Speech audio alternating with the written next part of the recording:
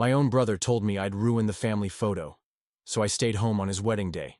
No call, no seat, no name on the invite. A week later, his fiancée left him, and suddenly everyone started asking, "Where's Marcus?" My name is Marcus, I'm 31, and growing up I thought family was everything. My parents believed in all that old-fashioned unity, holiday dinners, backyard barbecues, matching sweaters at Christmas. My siblings and I were the center of their world, or so I thought. I have an older brother, Tyler, 2 years ahead of me. He's handsome, athletic, charismatic. Basically the family's golden boy. He always scored the touchdowns and the accolades. I, on the other hand, was the creative one. Quiet, artistic, passionate about writing and photography. Different, but I thought we were equals. Everything changed when Tyler got engaged.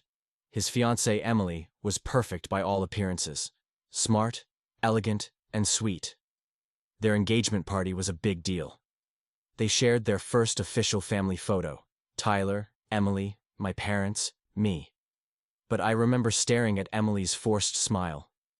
She looked uncomfortable, like I was a shadow in their spotlight. Then came the wedding invitation. I opened the envelope and froze. They had enclosed a polite, formal card. Everyone in the family was there except me. No name on the guest list, no space for a timeline. Nothing. My heart sank. I took a deep breath and called my parents. Why wasn't I invited? I heard my voice crack. My mom sighed. Oh, honey, it was just a small ceremony. We had to limit the guest list. Limited how? We all live in the same city. My dad tried to intervene, but Tyler had insisted, and then he said it, casually, like ordering toast. We just feel the family photo looks better without you in it, Marcus. That cut worse than a blade. I wasn't in the family photo. I wasn't invited to the wedding. And my own brother told me I was ruining their perfect image. I stared at the blank seat in the invitation envelope, or rather, the lack thereof, and realized that sometimes your family thinks they know you better than you know yourself, until you don't. I closed the envelope and decided I wouldn't be at their wedding. The morning of Tyler's wedding was the quietest day I can remember. The kind of silence that feels heavy, final. I didn't set an alarm, didn't lay out a suit. There were no travel bags by the door, no gift-wrapped boxes in the car. While my family dressed up in polished tuxedos and pastel dresses, I stood barefoot in my apartment, drinking cold coffee, and watching the sunlight crawl across the floor. The city was busy, like always, but in my world, time had slowed down. Every hour felt like a reminder of what I was missing. Or rather, what I'd been deliberately excluded from. The ceremony, the photos, the toast. All of it was happening without me. And I wondered, did they even notice? By noon, my phone buzzed. A group text from the family chat. Heading to the church. A blurry picture of my mom and dad smiling in front of the venue. No mention of me. Not even a, "wish you were here." Just smiles and silence. I turned my phone over and went for a walk. I passed by another wedding in the park. A couple laughing, kids chasing bubbles, a photographer shouting for just one more shot. I stood behind a tree and watched for a while, imagining myself in those pictures. Would I have smiled like that, had I been welcome at my brother's? Later that evening, the calls began. First my sister, then my mom, then finally, my dad. I didn't pick up at first. I wanted them to feel the weight of my absence. To know that I wasn't just skipping dinner. I was drawing a line, but eventually I answered. My father's voice was tight. "Marcus, where are you?" I didn't hesitate. "I'm at home. You know, the place no one thought to invite me from." He sighed. A long, tired breath. "It wasn't our decision." "Wasn't it?" I asked. "Because none of you stopped it." There was a pause. Then he said something that stuck with me. "Your brother wanted it to be a certain way. A certain way. Clean. Controlled. A photo without distractions. A family without the brother who didn't fit their aesthetic. He said you'd make things uncomfortable, my mom added quietly when she took the phone. Her voice cracked. That people might ask questions. There it was. The truth. Not that they didn't love me, but that they loved looking perfect more. And in that moment, standing in my kitchen, listening to my own mother try to justify my exclusion, I felt something snap. Not anger, not sadness. Certainty. I wasn't the embarrassment. They were. 3 days after the wedding, I got a message from my cousin Natalie. Just a simple, "Hey, were you really not invited?" I stared at it for a while, then wrote back, "Nope. Guess I didn't fit the aesthetic." She didn't respond right away, but half an hour later I got a screenshot. It was from a group chat with some of the younger cousins. The caption, "Wait, where's Marcus in the pics?" Thread after thread, confused, curious, and then angry. Did they really cut him out? That's messed up. I thought he and Tyler were close. And finally, Emily didn't want him there. Right? That was the first time I realized maybe I wasn't the only one feeling something was off. By the end of the week, more people started reaching out, quietly, indirectly. Aunts texting vague messages like, "Hope you're doing okay," or "We missed you this weekend." My inbox became a cemetery of half-hearted regrets. But the real surprise came a week later. Natalie texted again. "Call me. It's about Emily." I called. She didn't wait. "Apparently," she said, "Emily got into a huge fight with Tyler, like, screaming match, in front of her mom." I blinked. "What happened?" Natalie lowered her voice, like Emily might be listening. "She found out he cut you out completely. Told him she thought you declined the invite. That he lied to save face. Said it was his choice, not hers." That stopped me cold. So Emily hadn't pushed me out?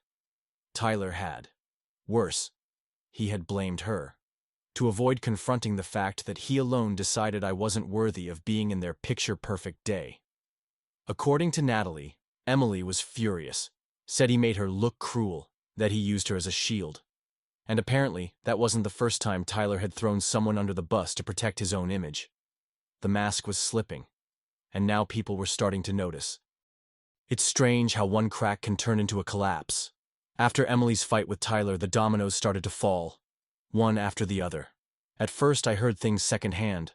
A canceled brunch, a missed call from my mom, whispers that Emily had gone to stay with her parents for a few days. But then, it escalated. Tyler showed up at my apartment one evening, unannounced, uninvited. He looked disheveled, eyes hollow like he hadn't slept. I didn't even say hi, just stared at him through the screen door. He cleared his throat. "Can we talk?" I didn't answer. So he started rambling. "She's overreacting, Emily. She's making it a bigger deal than it was. I didn't think it would matter this much." I raised an eyebrow. "You didn't think cutting your own brother from your wedding would matter?" He flinched. "I was under pressure, man. She wanted clean photos, and I figured you wouldn't mind." "Wouldn't mind?" My chest burned. "You told everyone she didn't want me there." He looked down. "I might have said that. I didn't want to throw myself under the bus. And instead, you threw me and her under it?" He had no answer. I opened the door slightly, not to let him in, but to make sure he heard me loud and clear. "You didn't cut me out because of Emily. You cut me out because I've always been the one who didn't play by your rules. The quiet one, the odd one. And that didn't fit the image you wanted." He said nothing. "Do you even know how that felt?" I continued. "To watch the family pretend I was never there? To see you smiling like you hadn't just erased your own brother?" He stepped back. "I'm sorry," he muttered. But it was hollow. Too late. I closed the door. After that, things shifted fast. Emily didn't just leave to cool off. She ended the engagement. Told my cousin that she refused to marry someone who manipulated his own family for optics. News traveled quickly. Aunt Karen texted me an apology. My mom tried to call. Even my dad, the man who always played neutral, left a voicemail saying, "We owe you more than a phone call." But I didn't call back. Because by now, it wasn't just about a wedding. It was about a lifetime of being sidelined, silenced, smoothed over for the sake of family photos and fragile egos. Now the picture was broken. And for once, they couldn't crop me out of the truth. After everything, the wedding, the fallout, the lies, I realized something I hadn't let myself fully admit before.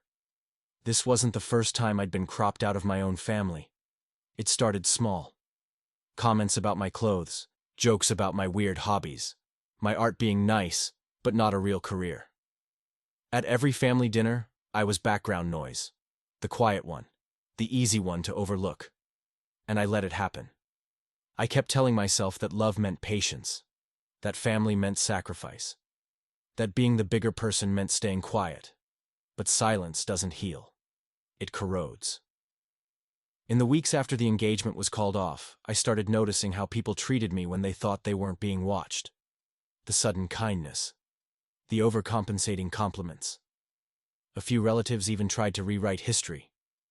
"You know, we always supported your work, right? We never thought you shouldn't be at the wedding.